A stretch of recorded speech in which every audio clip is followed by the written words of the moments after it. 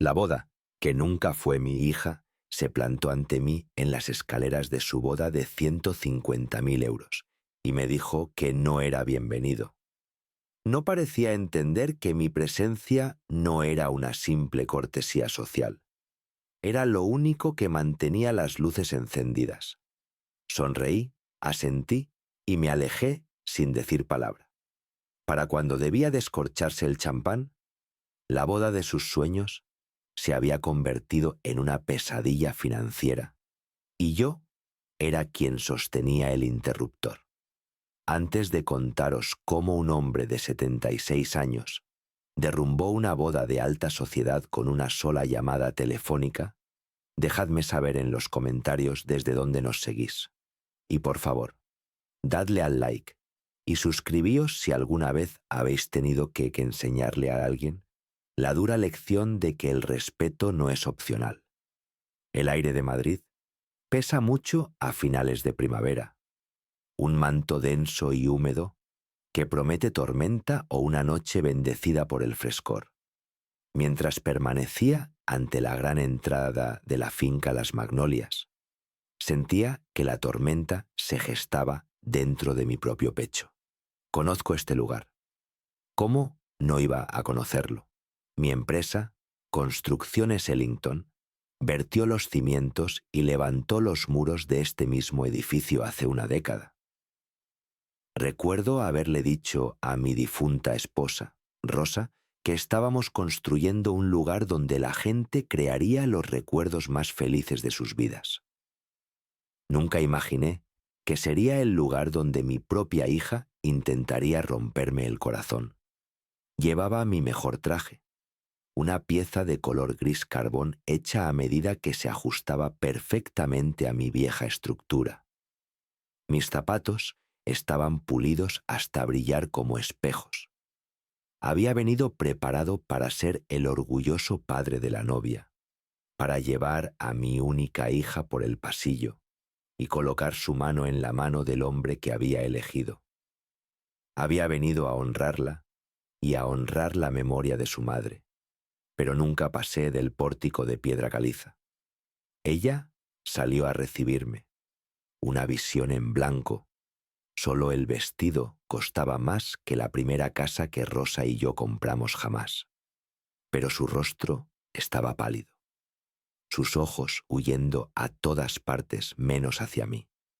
Detrás de ella, justo dentro del umbral, estaba Trevor Harrison, su prometido. Era alto, con ese tipo de manos suaves y sin callos y sonrisa fácil que proviene de una vida en la que las puertas siempre se abren por ti. Ahora no sonreía. Estaba con los brazos cruzados, un guardián silencioso en la puerta de su nuevo reino. Daniela, mi Dani, se detuvo a pocos pasos de mí. «Papá», comenzó, su voz un susurro nervioso. «No pensé que vendrías de verdad».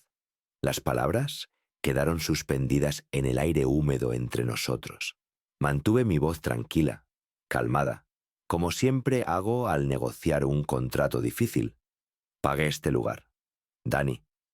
Pagué el vestido, las flores, los 300 invitados que actualmente están bebiendo champán que yo compré. Por supuesto que iba a venir.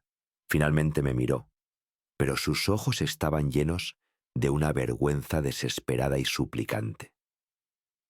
«Lo siento», balbuceó, retorciendo una pulsera de diamantes en su muñeca.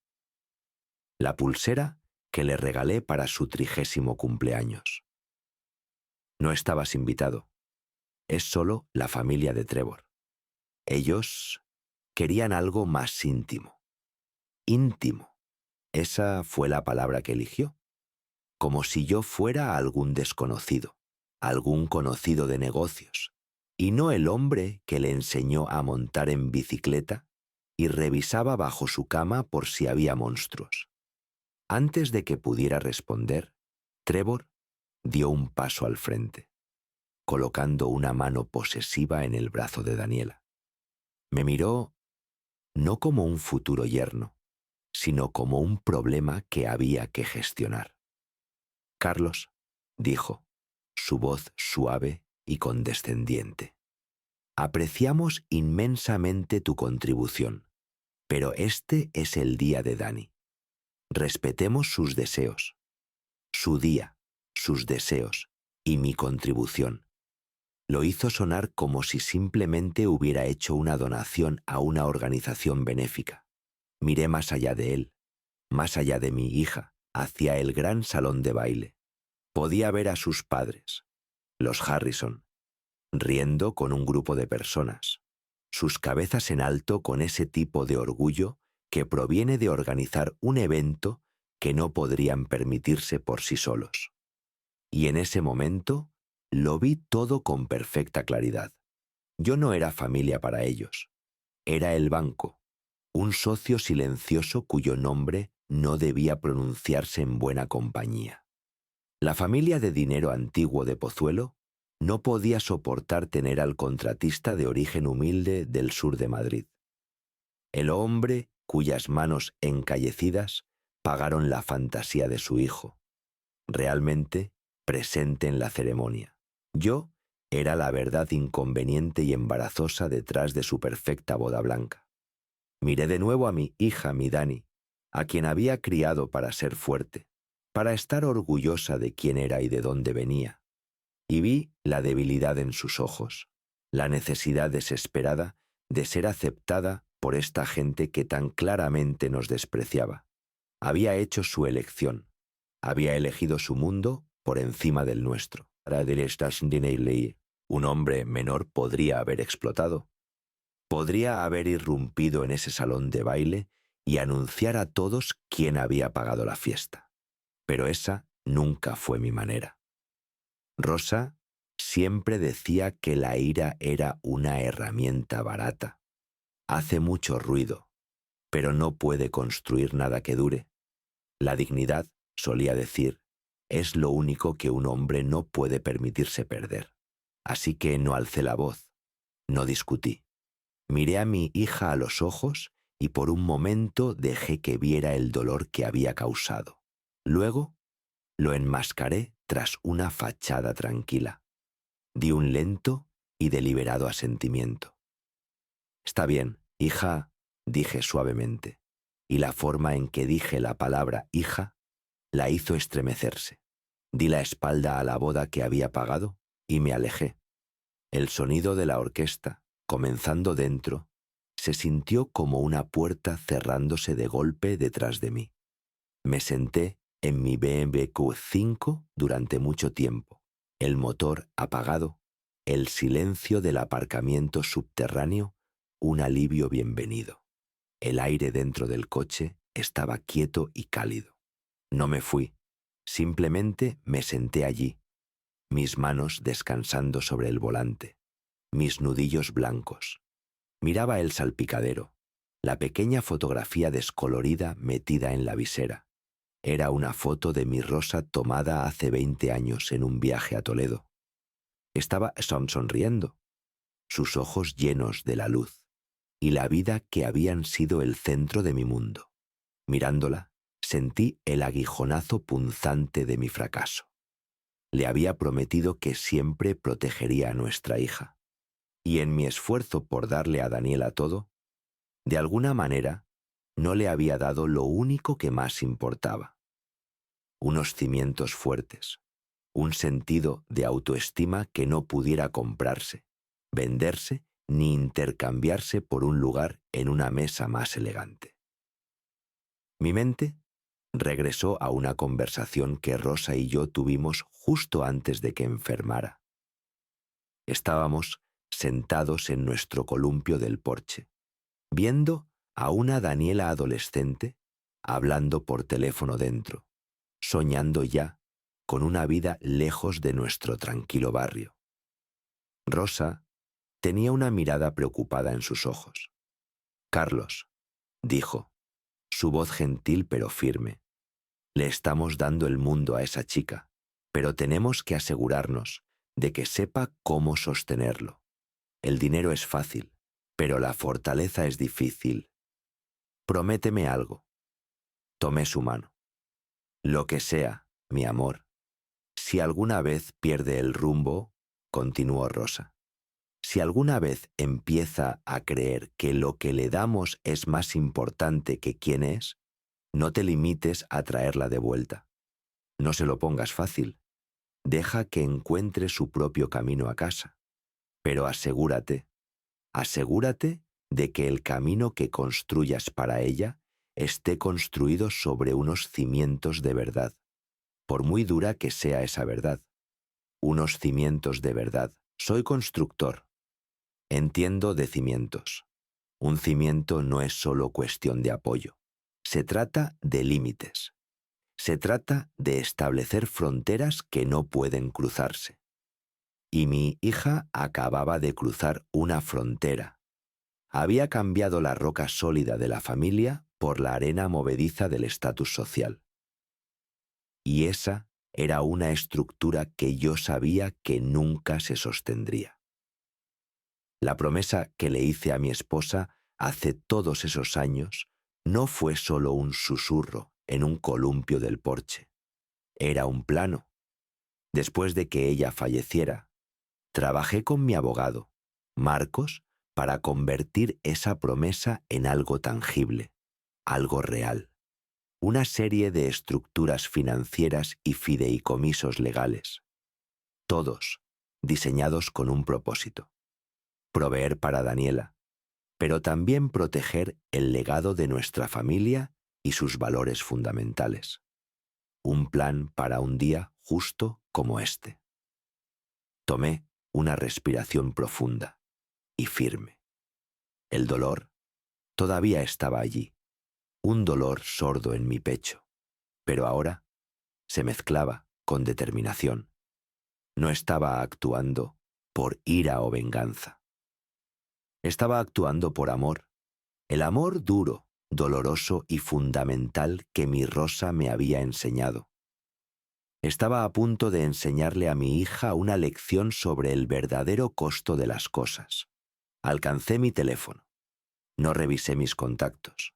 Conocía el número de memoria. Presioné el botón de llamada y sonó solo una vez antes de ser contestado. Señor.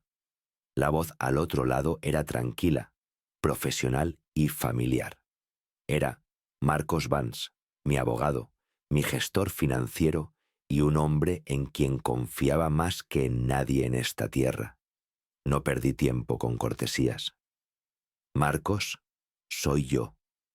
Hubo una breve pausa, pero no fue una pausa de confusión. Fue una pausa de comprensión. Sabía por qué llamaba. Entiendo, señor, dijo, su voz bajando ligeramente. ¿Procedo con el protocolo Fundación Rosa? El protocolo Fundación Rosa, el nombre que habíamos dado a nuestro plan de contingencia, nombrado por la mujer que lo inspiró, nombrado por los valores que estaba destinado a proteger. Miré por el parabrisas hacia la gran fachada de la finca Las Magnolias, el edificio que mis manos habían ayudado a levantar, y di la orden que lo derribaría todo. «Actívalo», dije, mi voz firme como el acero. «Inmediatamente». «Considérelo hecho, señor», respondió Marcos. La línea murió.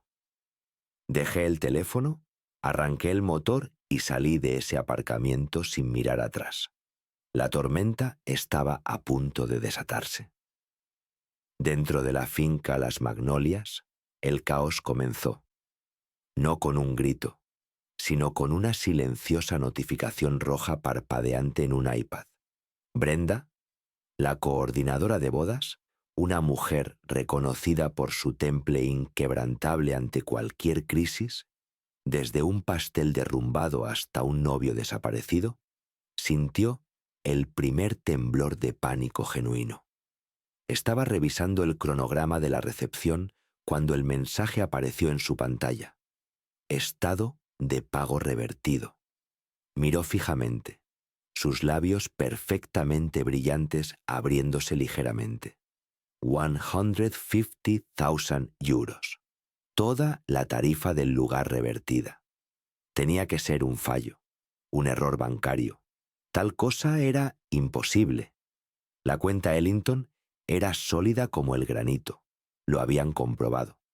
Se excusó de una conversación con la madre del novio y se apresuró a su oficina temporal, sus tacones marcando un ritmo ansioso sobre el suelo de mármol. Mientras tanto, a 20 kilómetros de distancia, en una elegante oficina del centro con vistas al horizonte de Madrid, Marcos Vance era la calma en el centro de la tormenta que estaba creando. Estaba sentado ante un tríptico de monitores, un auricular puesto, hablando en los tonos medidos y pausados de un hombre que tiene todas las cartas. «Así es, señor Dubois», dijo en el micrófono, sus ojos escaneando una copia digital de un contrato. «Estamos invocando la cláusula 7.3b del acuerdo con proveedores. El pago por los arreglos florales está siendo retirado». Escuchó por un momento, su expresión inmutable. La cláusula estipula que todos los pagos se finalizan solo tras confirmación del evento por el inversor principal. Como el inversor principal no está presente, el pago preliminar ha sido revertido. Sí, los 50.000 euros completos. Que tenga un buen día. Terminó la llamada e inmediatamente inició otra. De vuelta en la boda, la primera ficha de dominó había golpeado la segunda. El chef principal, un francés famoso por su temperamento llamado Jean-Pierre, irrumpió desde la cocina, su toque blanco torcido, su rostro del color de un tomate maduro. Agitaba su teléfono en el aire, gritándole a un asistente aterrorizado. «¿Cómo que el pago por la carne ha sido retirado? 300 porciones de Wellington, las trufas, el foie gras. Esto no es posible. Los invitados, aún saboreando su champán y mordisqueando canapés, cuyo pago acababa de evaporarse de la cuenta bancaria del servicio de catering, comenzaron a girarse y mirar, su charla educada vacilando. En su oficina, Marcos hablaba con el contable de la empresa de catering.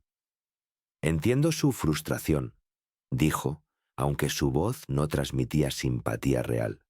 «Sin embargo, el contrato que firmaron es blindado. Era un prepago condicional. La condición era la presencia física y aprobación verbal final del señor Carlos Ellington.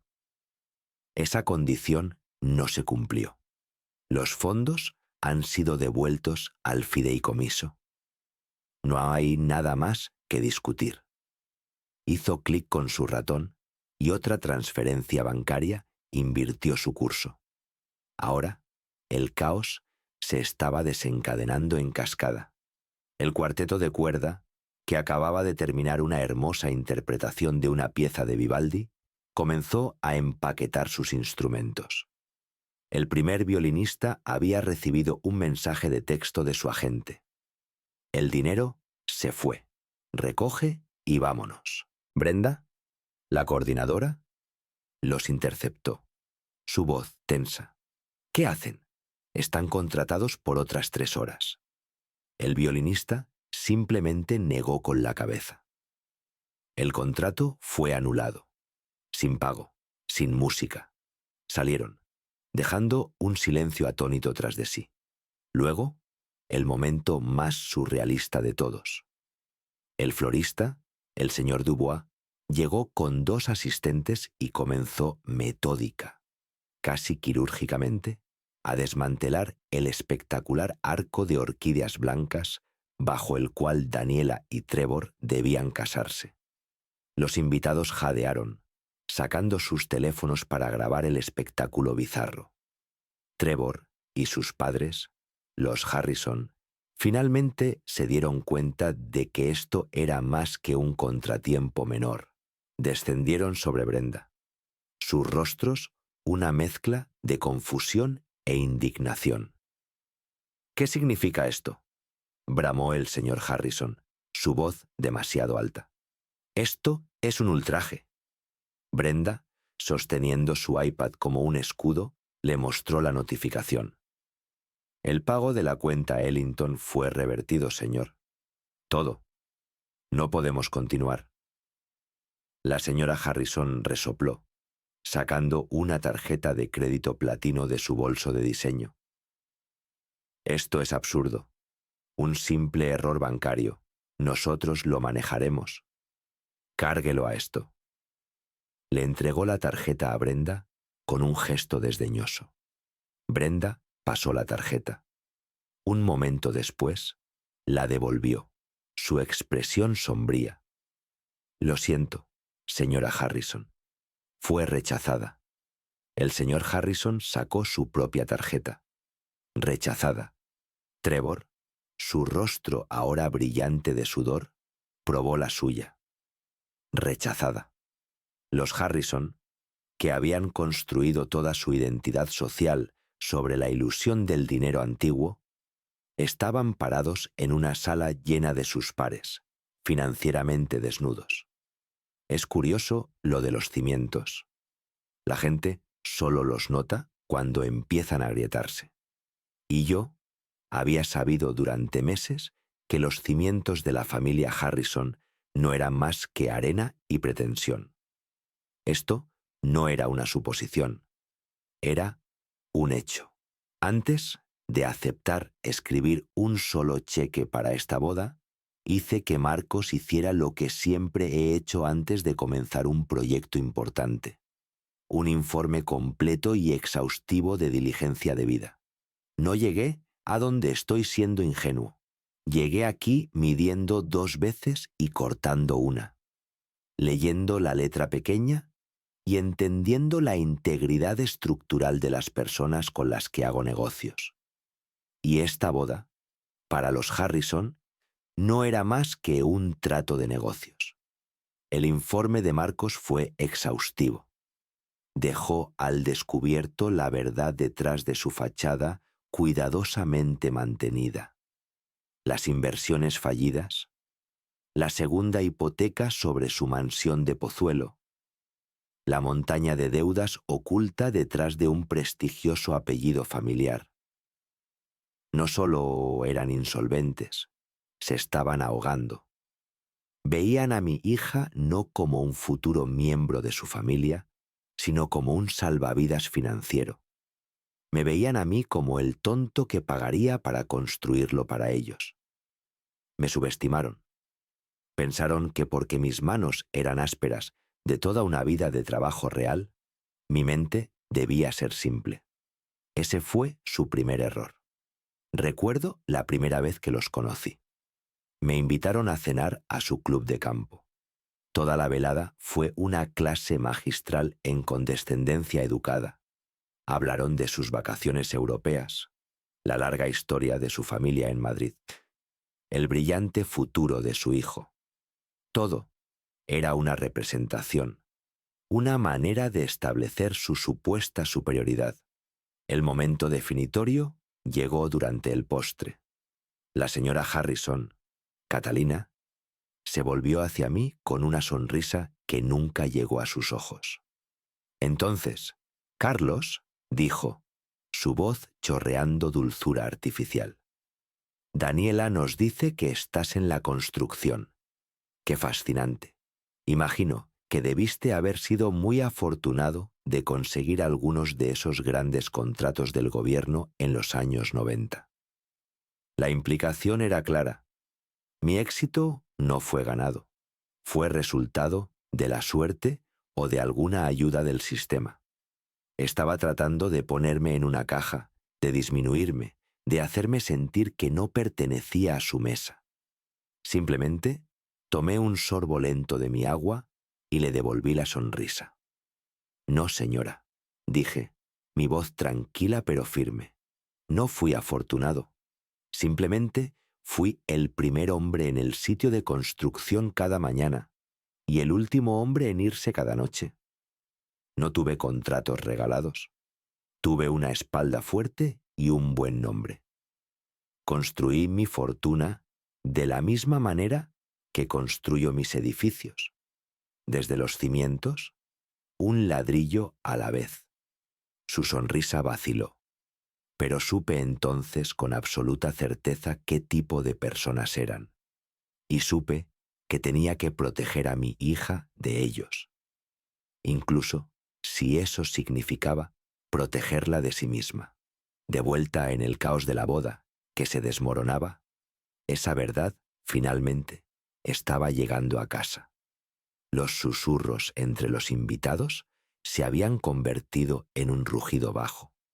La gente se iba, negando con la cabeza en incredulidad y vergüenza. Trevor había acorralado a Daniela cerca del ahora desmantelado arco floral.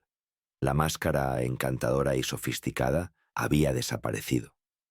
Su rostro estaba retorcido en una mueca fea.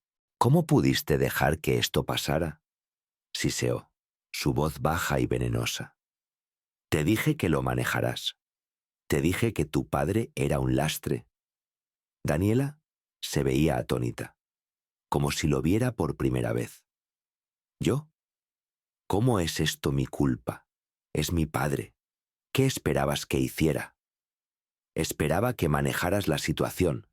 La voz de Trevor subió, olvidando mantener la pretensión. Él es tu cajero automático. Todo lo que tenías que hacer era mantenerlo contento, mantener el dinero fluyendo. ¿Era demasiado pedir? ¿Pensaste por un segundo que tal vez la reputación de mi familia estaba en juego? ¿Que nuestro futuro entero dependía de esto? Y ahí estaba, la verdad despojada de todas sus bonitas decoraciones. No se trataba de amor o compromiso o construir una vida juntos. Se trataba de la reputación de su familia, de su futuro, de una transacción comercial. Daniela lo miró fijamente, lágrimas brotando en sus ojos, una expresión de horror naciente en su rostro. Había cambiado el amor incondicional de su padre por esto. Había estado tan cegada por la fachada reluciente de su mundo que nunca se molestó en revisar los cimientos. Y ahora se estaba desmoronando en polvo su alrededor. El desenmascaramiento de la reputación de una familia es algo silencioso al principio. Es el giro lento de las cabezas. El súbito interés en una copa de vino o un arreglo floral. La forma en que las conversaciones mueren cuando te acercas. Los Harrison estaban experimentando esto en tiempo real. Sus amigos, las personas con las que habían jugado al golf y veraneado durante décadas, ahora los miraban con una expresión nueva e indeseada. Lástima. La ilusión de riqueza sin esfuerzo, una ilusión que habían pasado toda su vida cultivando, se estaba disolviendo bajo las duras luces del salón de baile. El señor Harrison, su rostro pálido y manchado, llevó a Trevor y Daniela a un pequeño nicho, lejos de las miradas curiosas de sus invitados que se iban. Su voz, usualmente tan llena de confianza fanfarrona, era un susurro desgarrado. Hubo un problema con la transferencia bancaria, mintió, secándose la frente con un pañuelo de seda.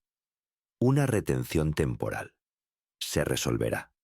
Pero sus ojos lo traicionaban. Eran los ojos de un hombre al borde de un precipicio.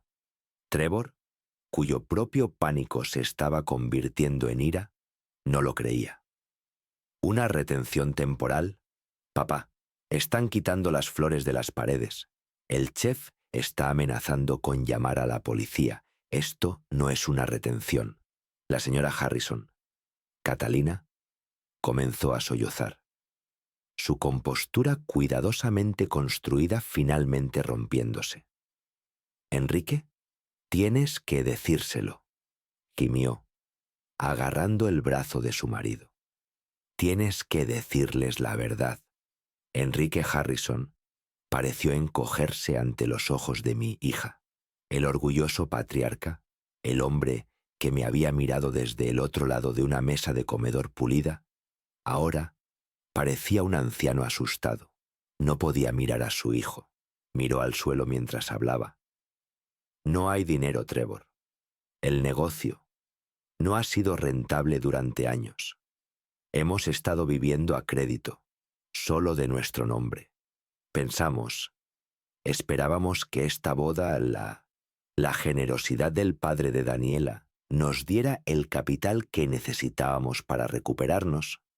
Iba a ser nuestro salvavidas. Ahí estaba, la verdad fea y sin barniz. Esta boda nunca fue una celebración de amor.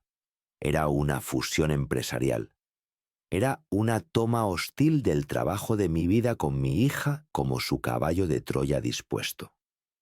No estaban dando la bienvenida a una hija. Estaban adquiriendo un activo, y el activo acababa de negarse a ser liquidado.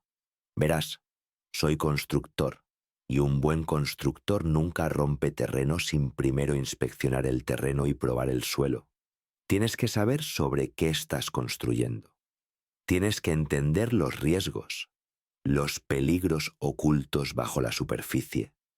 Y las personas no son diferentes de la tierra. Antes de aceptar invertir el tipo de dinero que costó esta boda, una cantidad que podría financiar una docena de educaciones universitarias o construir un ala en un hospital, necesitaba inspeccionar el terreno sobre el cual mi hija estaba eligiendo construir su futuro. Así que hice lo que siempre he hecho. Llamé a Marcos. Marcos, le había dicho hace meses, quiero que hagas un informe completo de diligencia debida sobre Harrison e hijos incorporados y sobre Trevor Harrison personalmente. Quiero saberlo todo. Finanzas, deudas, activos, líneas de crédito. Quiero ver los planos de toda su vida. Marcos es minucioso, es metódico. El informe que entregó una semana después era un documento de 50 páginas que se leía como una autopsia de un imperio moribundo. Detallaba años de mala gestión, de préstamos apalancados contratados contra un negocio en declive. La fortuna Harrison era un castillo de naipes sostenido por su reputación y la voluntad de los bancos de seguir prestándoles dinero basándose en un nombre que ya no tenía peso real.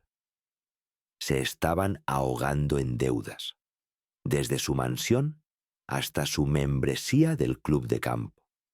Y Trevor era el pilar más hueco de todos.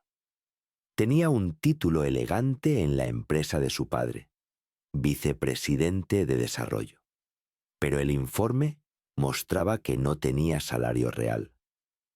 Su vida se financiaba con una tarjeta de crédito corporativa que estaba perpetuamente al máximo.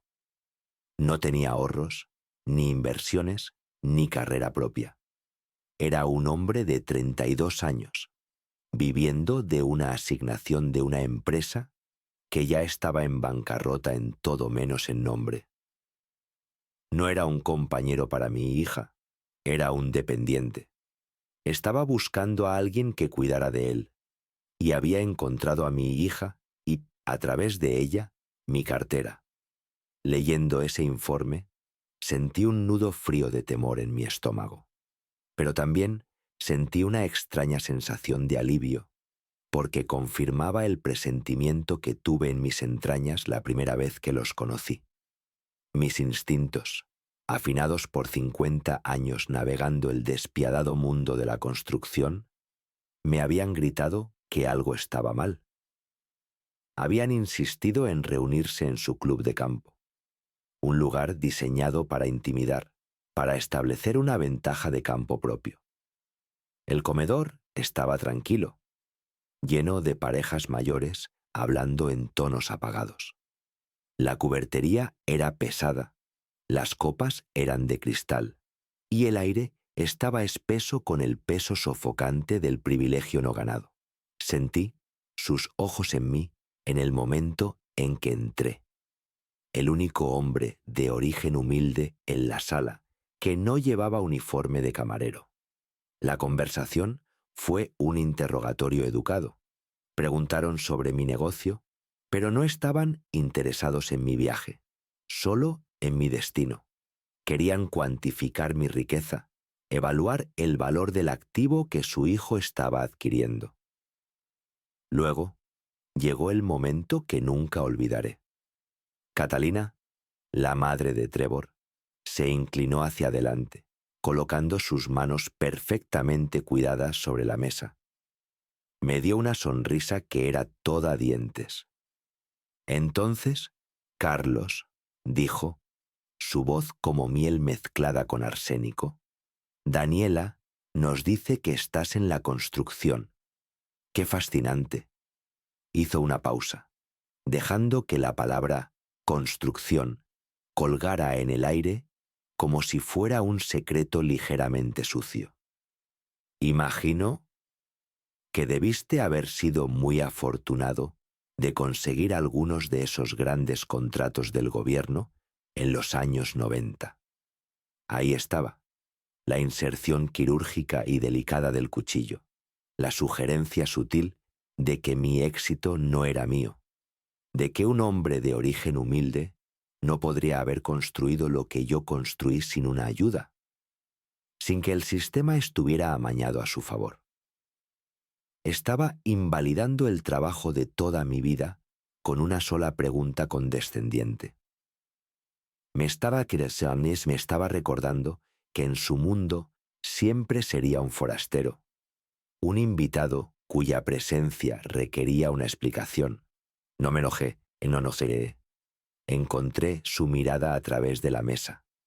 Pensé en los incontables días de 16 horas, los fines de semana dedicados a revisar planos, las lesiones, los riesgos, las nóminas que tenía que cumplir cuando apenas podía pagarme a mí mismo. Pensé en mi Rosa empacando mi almuerzo cada día durante 30 años.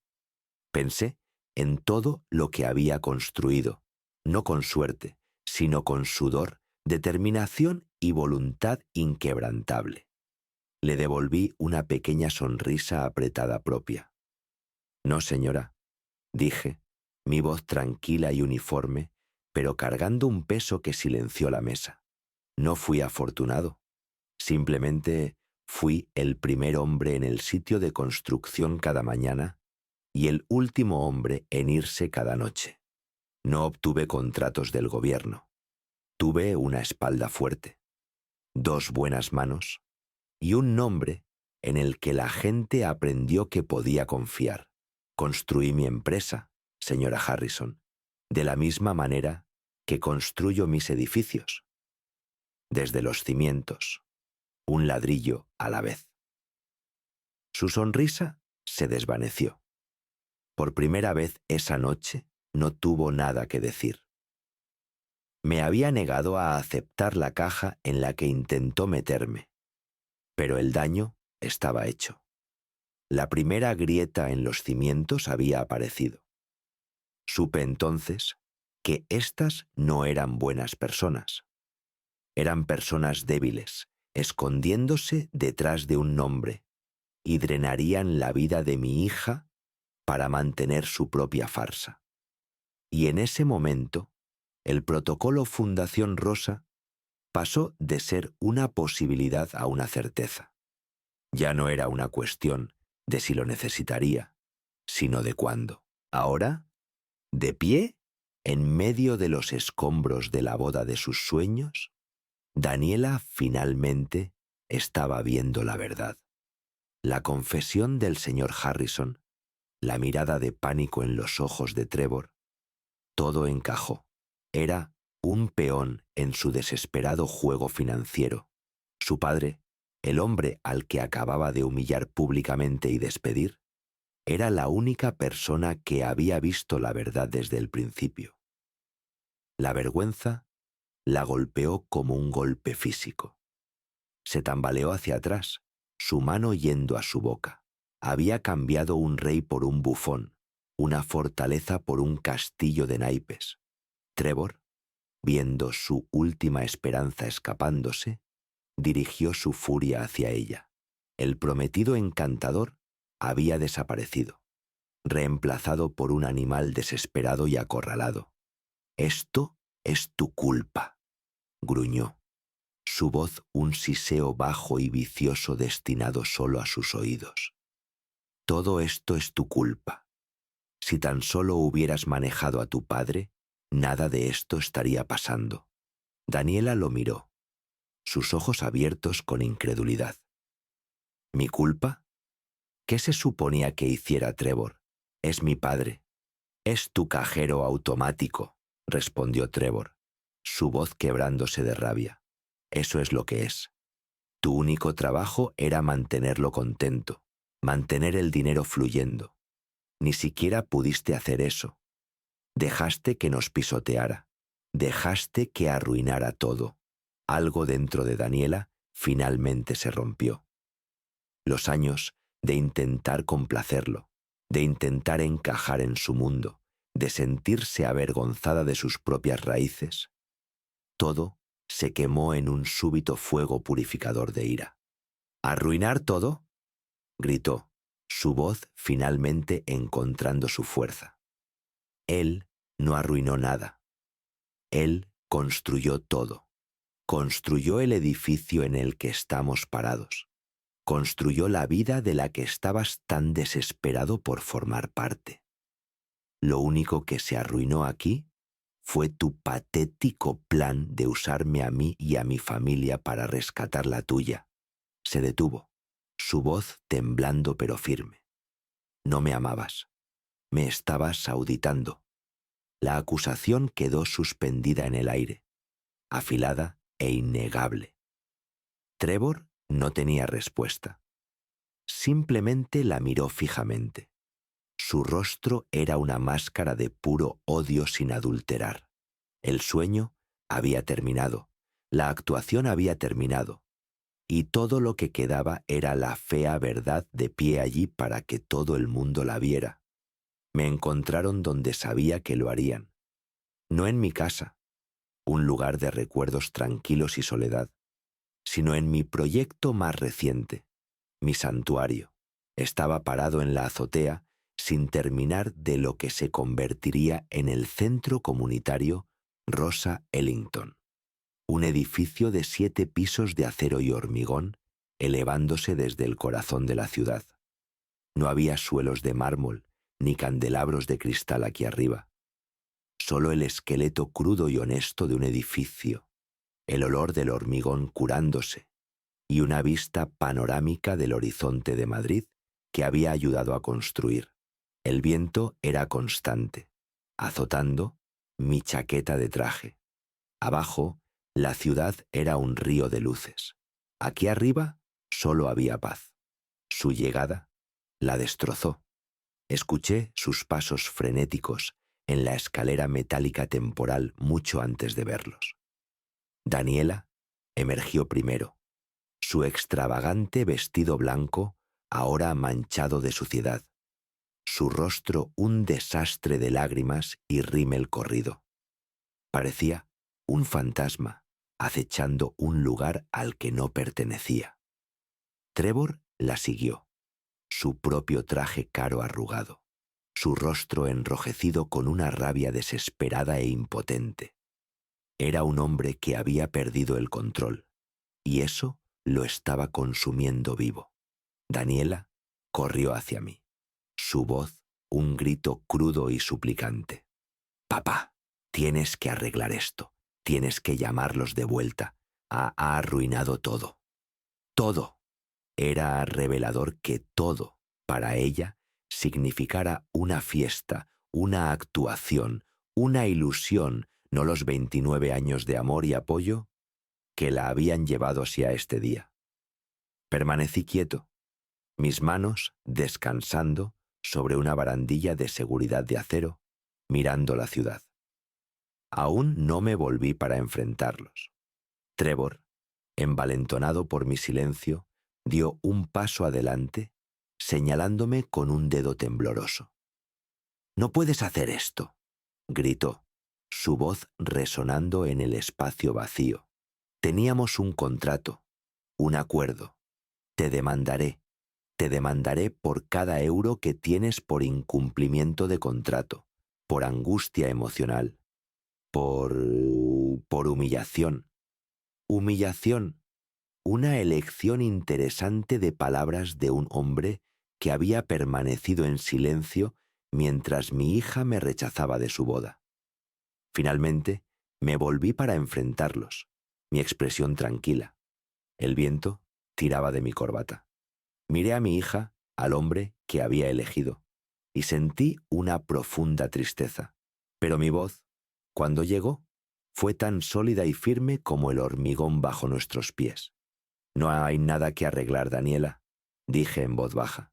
Y no hay ningún contrato que demandar, Trevor. Tomé aliento. Era hora de la lección. Verás, nunca hubo nada de mi dinero en esa boda, ni un solo euro. Daniela me miró fijamente, su ceño fruncido en confusión. ¿De qué estás hablando? Tú pagaste todo. No, la corregí suavemente. No lo hice. La Fundación Familiar Rosa Ellington lo pagó. Es un fideicomiso, una entidad legal que establecí con tu madre hace años. Su propósito no es dar regalos. Su propósito es hacer inversiones en el futuro de esta familia. Y como cualquier inversión sólida, viene con términos y condiciones. Dejé que eso se asentara. Podía ver las ruedas girando en la mente de Trevor mientras intentaba encontrar un ángulo legal, una laguna. No la encontraría. Había contratado a los mejores abogados de Madrid para redactar este documento. Era una fortaleza. Continué, mi mirada fija en mi hija e hija. El fideicomiso se rige por un único principio fundamental. Lo llamamos la cláusula de dignidad. Está justo ahí, en el primer artículo de la carta. Establece, y cito, todas las distribuciones de este fideicomiso deben usarse para honrar y reforzar los valores fundamentales de la familia Ellington. Estos valores incluyen respeto, honestidad y gratitud. Caminé lentamente hacia ella. El viento cesó por un momento, y el único sonido era el zumbido distante de la ciudad.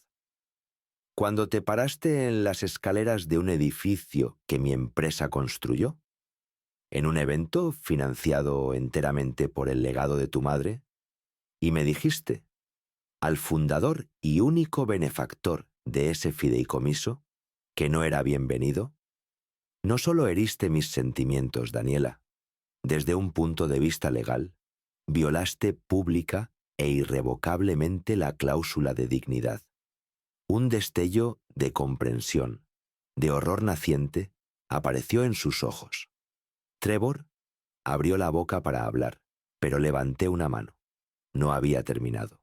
De acuerdo con los estatutos del fideicomiso, cuando se viola una cláusula fundamental, el fiduciario, en este caso Marcos Vance, no solo tiene permitido, sino que está legalmente obligado a tomar acción inmediata para proteger los activos de la fundación. Esa acción incluye la recuperación inmediata de todos y cada uno de los pagos pendientes relacionados con la violación. Hice una pausa. Lo que sucedió esta noche no fue un acto de venganza. Fue la ejecución predecible y automática de un contrato. Un contrato que aceptaste implícitamente cuando aceptaste los fondos. Fue negocio.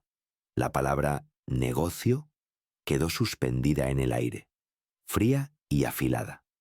Había usado su propio lenguaje, su propia visión transaccional del mundo, para explicar las consecuencias de sus acciones.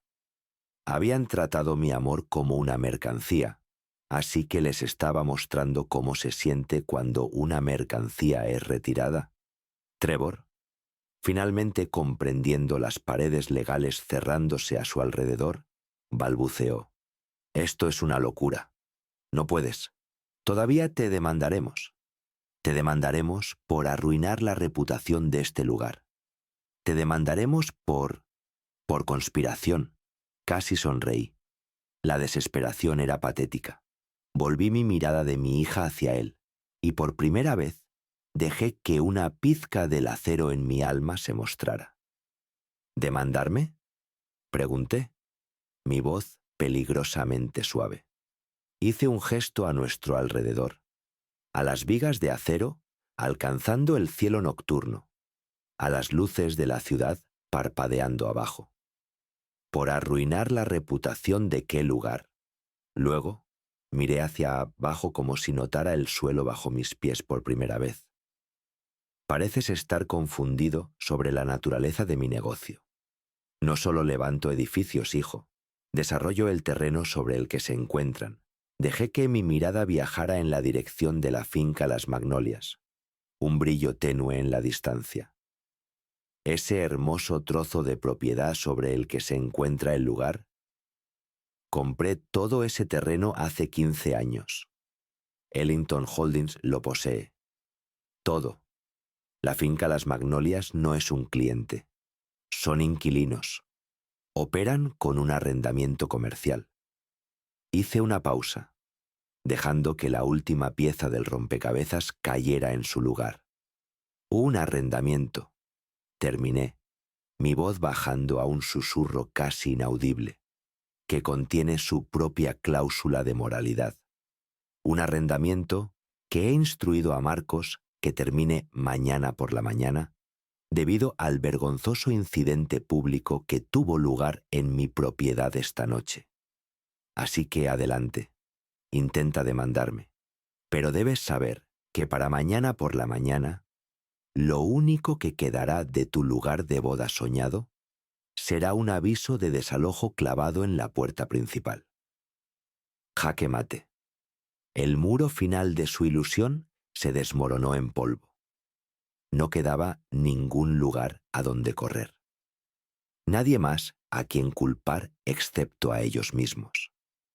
Trevor me miró fijamente, su boca abierta, su rostro una máscara de total incredulidad y derrota.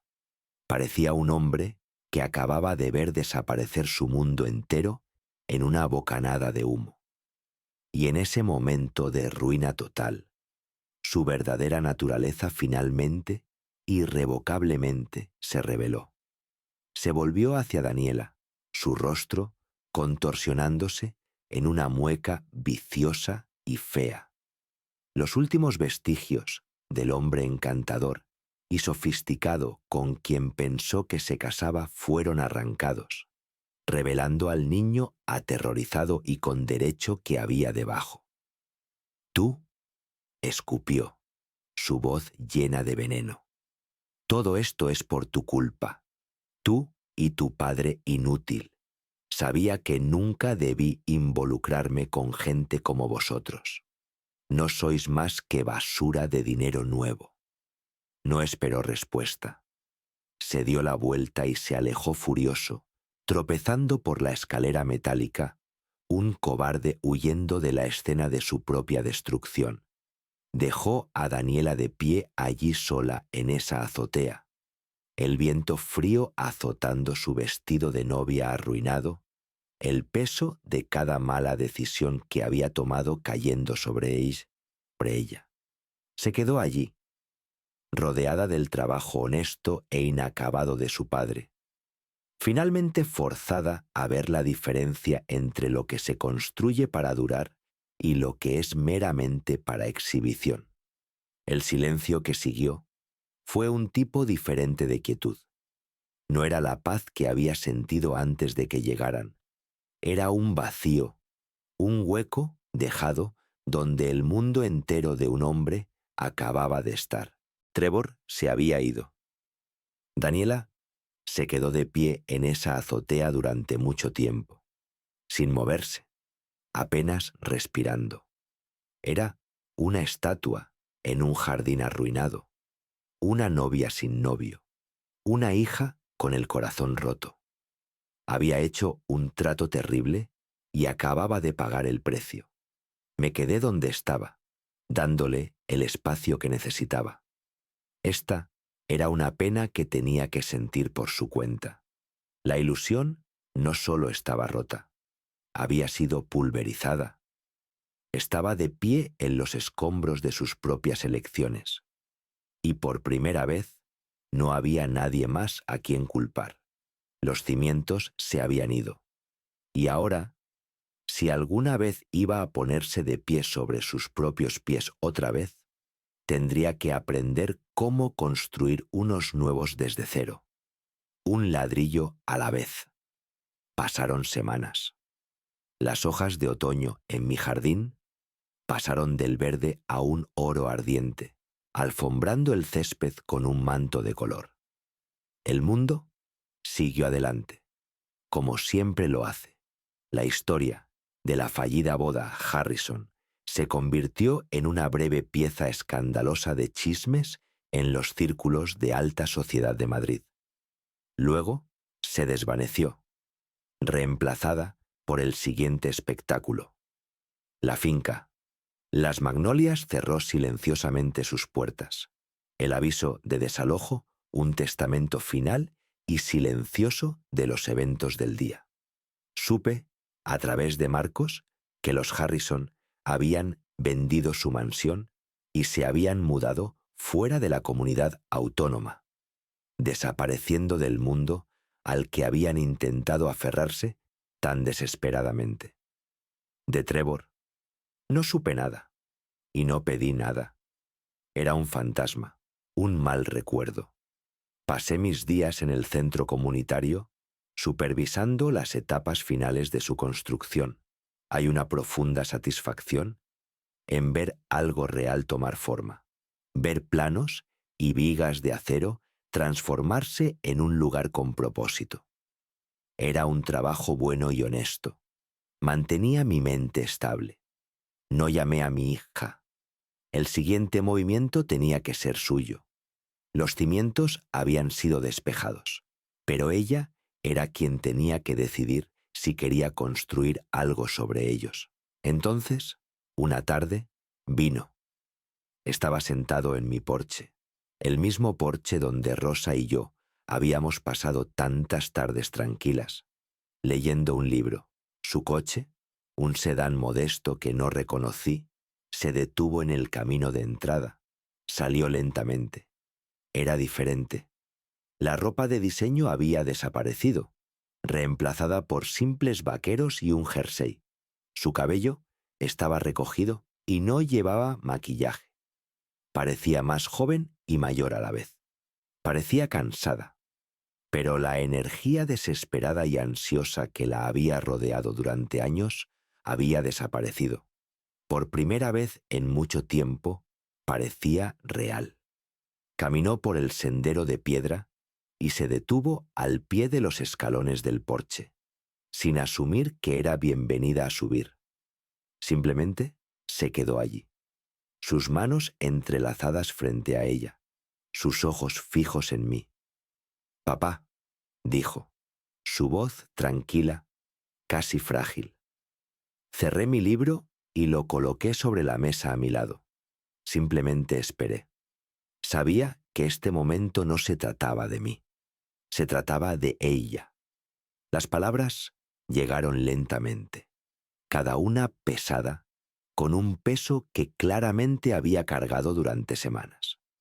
«No vine a pedir nada», comenzó, su mirada inquebrantable. «Vine a decir que lo siento», tomó aliento. «Y no solo por lo que hice en la boda. Lo siento por no verte, por estar avergonzada, por pensar que su mundo, ese mundo brillante y vacío, valía más que tú, más que mamá, más que nosotros. Cambié algo real por algo falso. Y lo siento muchísimo por la falta de respeto que te mostré. Era la disculpa que había esperado años escuchar. No una disculpa por haber sido descubierta, sino una disculpa por el crimen en sí.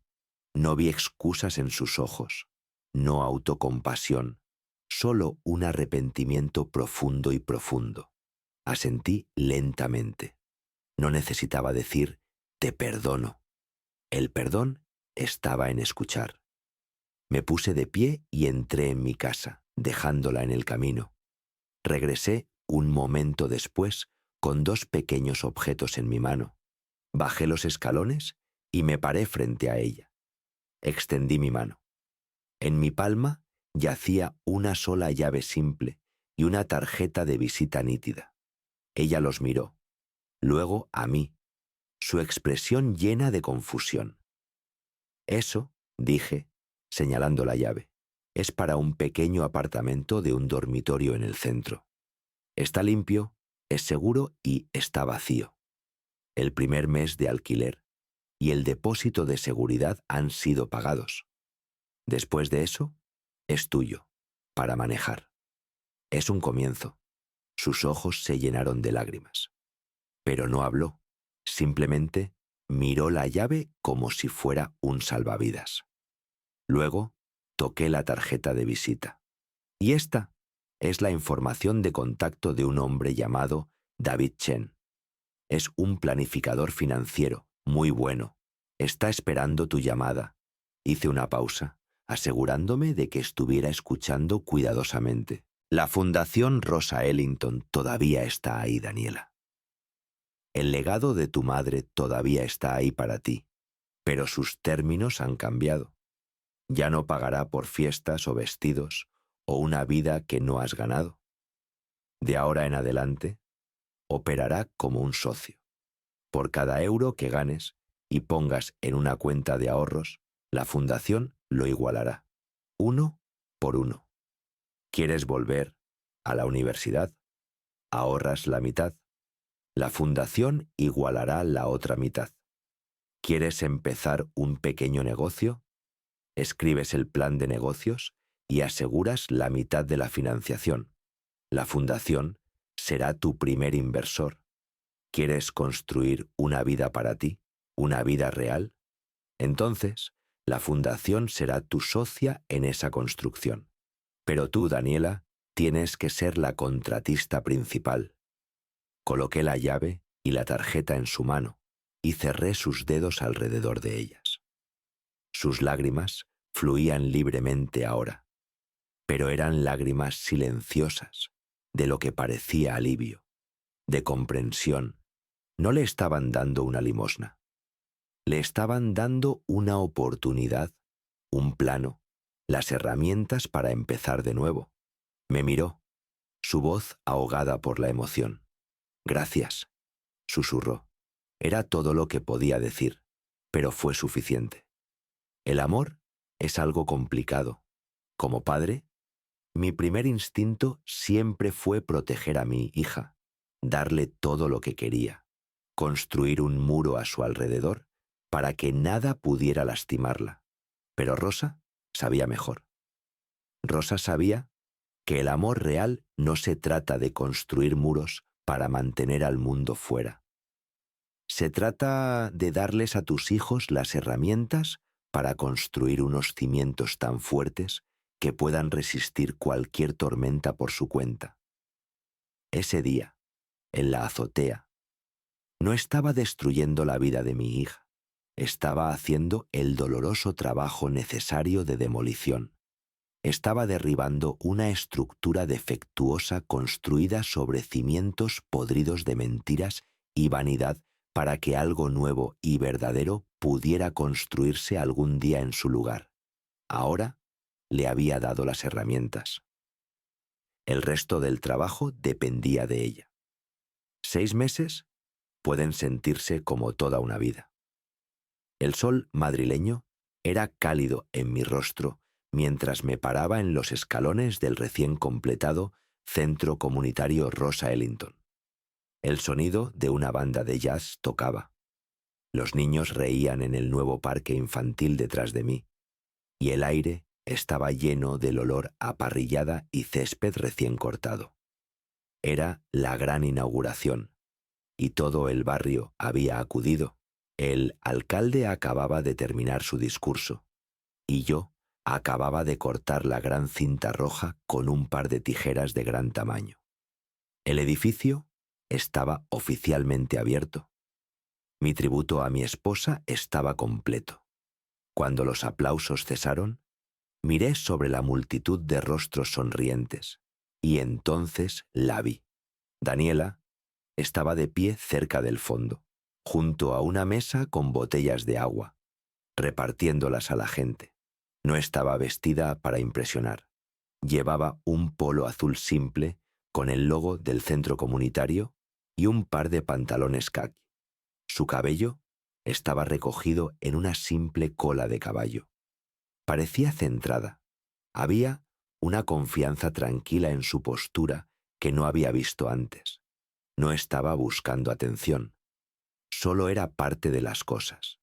Una voluntaria haciendo un trabajo pequeño y necesario. Me atrapó mirando y me dio una pequeña sonrisa tímida. Le devolví la sonrisa.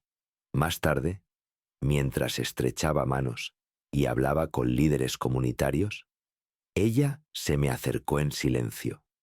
No hubo una gran escena dramática, ni lágrimas.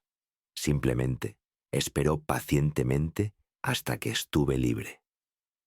«Felicidades, papá», dijo, su voz clara y firme. «Es un edificio hermoso. A mamá le habría encantado». «Sí», dije, «le habría encantado». Permanecimos en un silencio cómodo por un momento. Luego, metió la mano en su bolsillo y sacó un sobre blanco simple. Me lo entregó. «Esto es para ti», dijo. Lo abrí. Dentro había un cheque personal escrito con su propia letra ordenada. Estaba hecho a mi nombre por la cantidad exacta de su alquiler mensual. En la línea de memo había escrito 2 palabras simples. Mes 2. Miré el cheque. Luego a ella. Vi en sus ojos el orgullo de alguien que había cumplido con una obligación difícil. Se lo había ganado. Había pagado su propio camino. Este pequeño trozo de papel era más valioso que cualquier boda de 100.000 euros. Era real. Doblé el cheque cuidadosamente y lo metí en el bolsillo de mi chaqueta. No dije mucho. Simplemente coloqué mi mano en su hombro por un momento y di un solo asentimiento orgulloso. Era todo lo que necesitaba decirse. Ella entendió. La vi caminar de regreso a su puesto de voluntaria, su paso un poco más ligero que antes. La miré y ya no vi a una princesa en un vestido arruinado. Vi a una constructora usando su ropa de trabajo, de pie sobre un pedazo de terreno que había despejado ella misma. Sostenía un martillo en una mano y un plano en la otra. Mi Rosa solía decir que el amor no se trata de darle a la gente lo que quiere, se trata de darles las herramientas para construir lo que necesitan. Durante años, le había dado a mi hija un palacio terminado y se había perdido en sus habitaciones vacías. Ese día, todo lo que le había dado era una llave, un juego de herramientas y un desafío. El cheque en mi bolsillo era el primer ladrillo que había colocado para su nueva vida. Los cimientos ahora eran sólidos. El resto tendría que construirlo ella misma. Y por primera vez en mucho, mucho tiempo, no tenía dudas de que lo haría. Toda esta experiencia me enseñó una verdad fundamental, una que como constructor debería haber sabido desde el principio. Los cimientos más importantes que podemos poner nunca están hechos de hormigón, sino de carácter. Pasé años dándole a mi hija una casa hermosa, pero no le enseñé cómo construir la suya propia. El amor verdadero, he aprendido, no es proteger a nuestros hijos de todas las tormentas, sino darles las herramientas y el plano para construir un refugio propio. Un refugio construido con los materiales fuertes de la dignidad, el trabajo duro y el respeto propio. Una estructura construida sobre ese terreno nunca colapsará. Dejadme saber en los comentarios si creéis que el amor duro es a veces el amor más verdadero de todos. Gracias de corazón por escuchar, familia. Contadme qué os pareció la movida, la historia y la vibra de la voz. Vuestra opinión me da vida para poder traeros cosas aún más duras.